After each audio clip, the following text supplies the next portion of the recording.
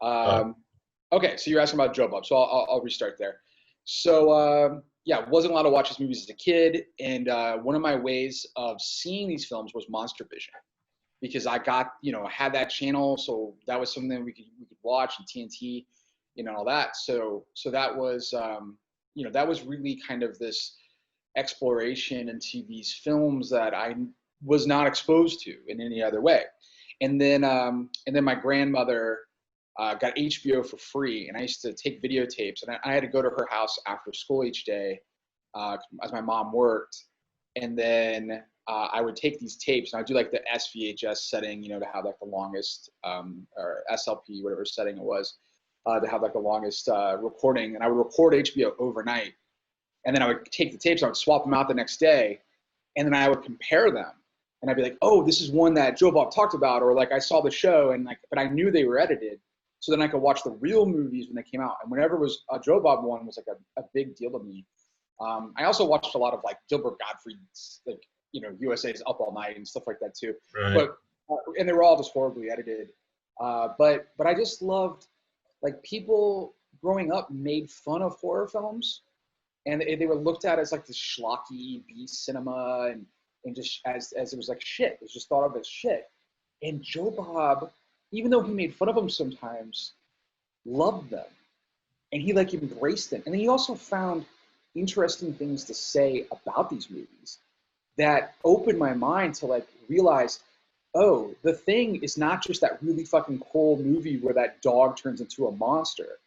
The Thing is actually has something really interesting to say, and there were actual explorations into what this is about. So Joe Bob just like changed my world. I mean, truly, like, changed my world as a kid for how I thought about movies and all this. So when I was writing this is before Shudder. This is before any of this stuff had happened. There was no resurgence of Joe Bob. I went through, like, I would always wear all these hats. And from Joe Bob's website, he still had the website. He would do like, conventions and stuff every now and then. And I would always go and see him and say hi, but didn't know him. Like, he didn't know me or anything like that. I just was a fan. And I bought a hat, like a Joe Bob Briggs hat. And it just said like "The Driver Never Dies" or something like that. And it's Joe Bob Briggs. I wore that goddamn hat for like 10 years, like all the time for years. And then I was writing this movie. We had made another feature film, Camera Obscura. It was very difficult, and we wanted to make this movie and just have fun with our friends. And the finale, we knew that there was like this experimentation room where they were, studying the tropes of horror and how that worked. And I was like, well, who would they have there?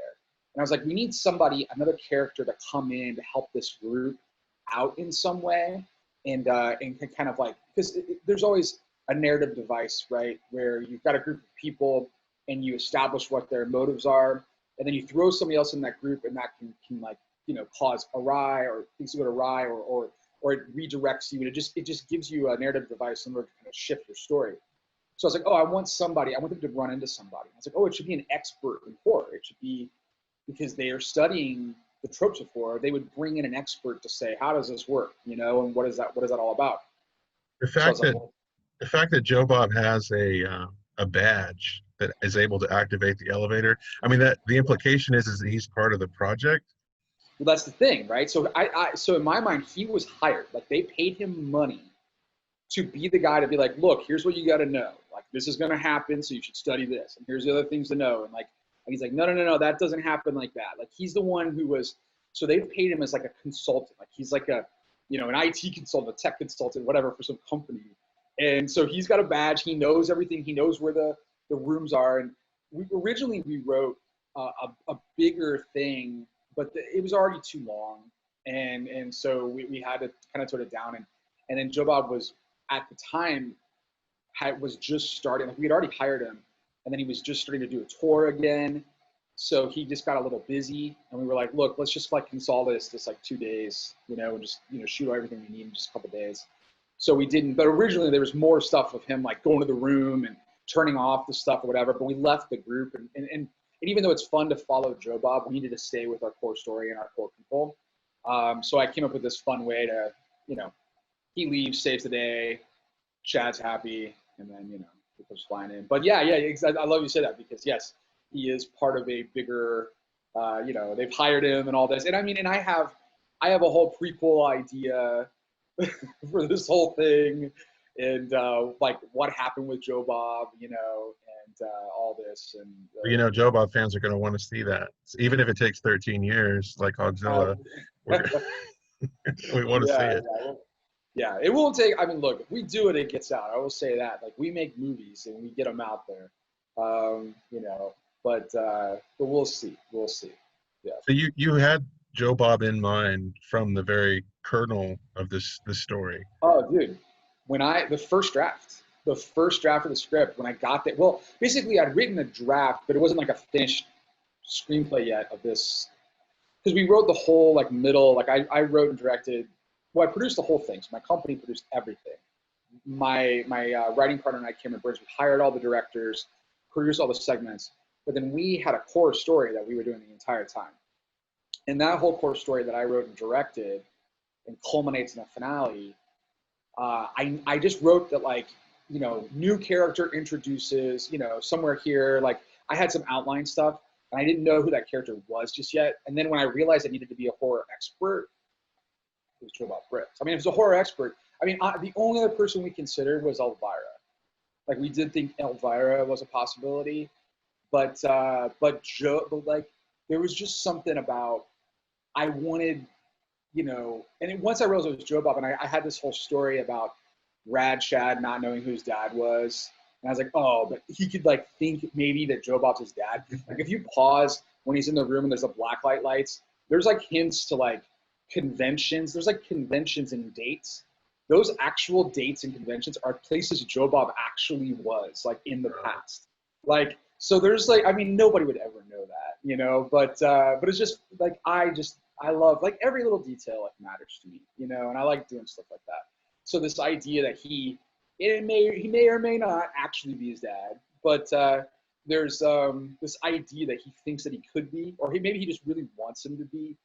I don't have a good relationship with my father, so like I'm always like wanting, man, I'm always jealous. I'm like, oh, that person has such a cool dad. I wish I had a cool dad, you know. And I think in Rad Shad, you know, you write what you know, you write personal kind of things. So in my mind, it was like, I mean, fuck, if I would love for Joe Bob to be my dad, that'd be the coolest thing in the world, you know. Like, so I was all about it. But yeah, I mean, it was from the get-go. This was before Shudder, and then, dude, I sent the script out to like horror people. And I had more than one that will remain nameless. They don't, you know, in fact, the person is like, oh, man, he's like, don't tell that story. I'm like, nobody knows it's you, dude. It's okay. But he's like, I don't know who Joe Bob Briggs is. Like, who the hell's Joe Bob Briggs? And it's like, dude, oh my God, how do you know Joe Bob? He's a little younger, but still, I'm like, come on, you got to know your horror. And there's a couple folks who didn't. I was like, look, and then when we were making it, you know, I was like, look, even if you don't know who Joe Bob Briggs is, because outside the U.S., people don't. So like we've played the film in a lot of international festivals, and like when he's like Joe Bob Briggs, like people like, huh? Like nobody cared. Like in Spain, and we had 1,000 people. We sold out 1 o'clock in the morning screening at Sitges, which is the largest genre festival in the world. We were very lucky to premiere there, and that scene happens, and it was just like chuckle, you know. Whereas we played in festivals in the States. A couple festivals that were like very horror centric, and I mean, literally people like stood up and cheered, you know, when he showed up. So the difference was there. So what I knew was like, look, as long as this is, it can just be fun. You can just see there's an obsession. You can see that there's like a connection, and then it can be funny even if you don't know who he is. So I was part of it, but yeah, always from the inception, Joe Bob. Well, it was a pleasure seeing him, and then the interactions with Jeremy King are priceless. Was there? It seems like there was easy buy-in with Jeremy King for the interplay. I'm wondering, was there a difference in your mind writing the part for Joe Bob versus directing him in the part? Like, was there a big shift, or did it go as you expected? Yeah, I mean, it definitely went as expected. There were, look, I'm a director that I never think, and a writer as well, in that I never think that what I've written is gold. Like, I'm always like on the day, like, well, let's try other stuff. Let's see what works, you know. And I want actors, especially once they get into a character, to really kind of say, like, what do you want to say here? Like, we'll do what's in the script, but then like, let's do a take. And it's like, what are you feeling? And that's something that Jeremy King in particular does really well. Like he's an improvisational actor. So he'll say lines. I'm like, all right, Jeremy, here's your take. Like we've done the lines, like do whatever the fuck you want, dude. Like do it, you know. But Joe Bob, like we sat down and we talked for the longest time about like, okay, so am I really his father or not or whatever. We talked about all this stuff. Like we really got into it. And then he's like, and I was like, look, and I just kept illustrating. I was like, this guy's an idiot to you. Like to you, you're just like, look, I'm here to do a job. I'm gonna get you out of here. This guy's an idiot. Why are you trusting him? You know, like, and that's why he comes in with a cliche like right off the bat. It's like, come to me if you want to live. Like it's just like so silly and but it makes me smile every time. I mean, right now thinking about it, it makes me smile. Just like us with this big dolly push in, you know, right into his face, you know, and all that, and you know, and it's just like it's just so ridiculous. I mean, this whole movie's so stupid ridiculous. But yeah, I mean, but oh sorry, but John Bloom, Joe Bob, he he definitely. So once we got that, and there was one joke about him like getting his name wrong, calling him Brad, and he's like, oh, I don't correct that. I just call him Brad. From there on, I'm like, I like it. So he's like, let's just call him Brad. So that was Joe Bob to be like, no, even if I'm wrong, I'm not going to admit I'm wrong. You know, like I'm just going to go.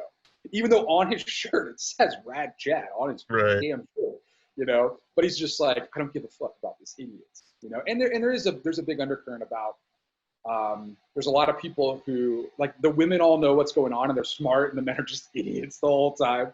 And like Zoe, who plays the final girl, Kelly, she's like so great. And or Jesse, sorry, I confuse their names. They're all from Saved by the Bell names. But even she, the whole time in the background's like rolling her eyes the entire time. But yeah, Joe Bob, that, and then the other line that was 100% his was, and we did other takes of other things, but we did one was like, "You're what the internet did to film criticism." Right. That was Joe Bob. So okay. we had him say that. I was like, that's great. I loved it. So we went with it.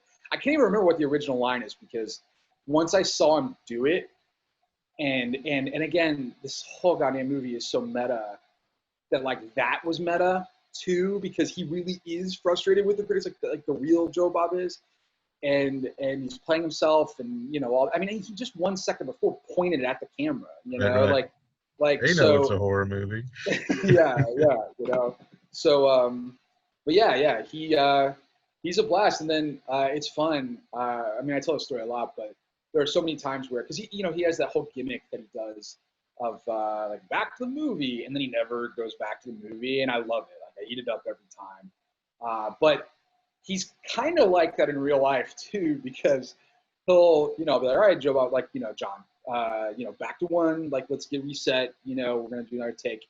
And then he's like, I remember when Marty, in Casino, blah, blah, blah, blah, like doing all this stuff. And he's like saying all these things. And he's like, being in Texas, really reminds me of what Toby was doing. It's just like, oh my God. First off, fucking cool as all hell. I want to know every story. But we are a low budget indie film. I do not have any time to stop and do a goddamn other thing. We got to shoot.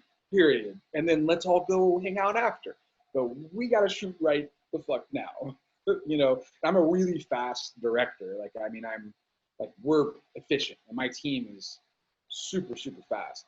So it's just like, Joe Bob, get back, buddy. Gotta go. So, so it was done in fun. 2 days. So did you shoot sequentially or out of sequence, or is it? Everything but the stunt was sequential for Joe Bob's specific. The movie itself was not sequential, just because it never really can be. But the stunt, we had a stunt double for Joe. Obviously, we didn't throw himself through a wall. Had my buddy Mitch Rad. That's his real name, by the way. Mitch Rad is his real name. So it's perfect, and he looks exactly like Joe Bob. In fact, a day later, I wanted to do some more takes of Jeremy reacting. So it's like a low angle shot looking up to Jeremy, and it's actually not even Joe Bob laying there. It's actually the double, like one take and you can't even tell. Like Oh wow. we had everything perfect, so exactly where the blood was, exactly where the dust was, and the broken wall and everything. So we just matched it perfectly, and you can't even tell that that's not Joe Bob in 1 second. But that was like just one little piece. The rest of it was him. But yeah, we wanted to do that because it's a stunt. It takes so much time to do. We had to like really schedule that at a specific time to make happen. What a great resource. Kind of serendipitous.